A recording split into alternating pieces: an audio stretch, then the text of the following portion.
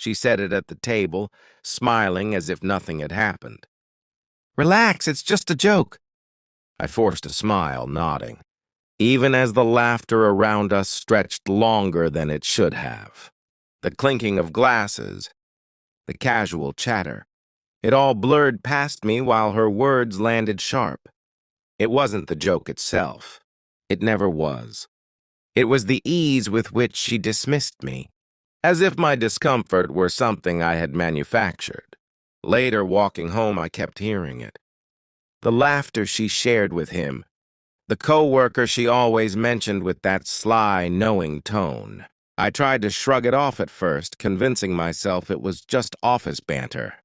But the nagging feeling persisted, a subtle pressure in my chest, a whisper that maybe I wasn't supposed to be taking it seriously.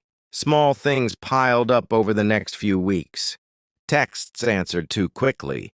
Little inside jokes she shared about moments we had together, all retold to him like he was an accomplice in some private world I was never meant to enter.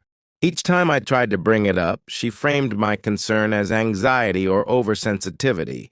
"You worry too much," she said, calm, amused, as if my attention to her patterns were a character flaw. I began withdrawing. Not dramatically, just enough to notice things, to watch how her energy shifted around him. She never admitted anything overt, never crossed any concrete line. But the casual ease with which she invalidated my feelings started to feel heavier than any overt betrayal. One afternoon, our office introduced a policy update. Leadership emphasized professional boundaries and transparency after complaints about blurred lines in another department. She mentioned it in passing, laughing lightly, but I noticed her voice tighten, the edges of her amusement fraying. For the first time, she sounded cautious. It wasn't a victory for me. It wasn't about me at all, but I realized that authority had intervened externally. In a world where I had felt powerless, I didn't confront her that night. I didn't accuse or try to prove anything. Instead, I set a simple, firm boundary. Not in anger, not in public. Just words, respectful conversation, no dismissals. No framing my perspective as invalid. She laughed again, lighter this time, but it wasn't sharp. It wasn't triumphant. It was just different. Office dynamics shifted soon after. Her coworker was reassigned following a formal review of team boundaries. She wasn't punished, but the power she wielded through casual exclusion became slightly less certain. I watched her adapt, measured, careful. Authority had spoken in a way I never could, and the lesson was not for me to gloat.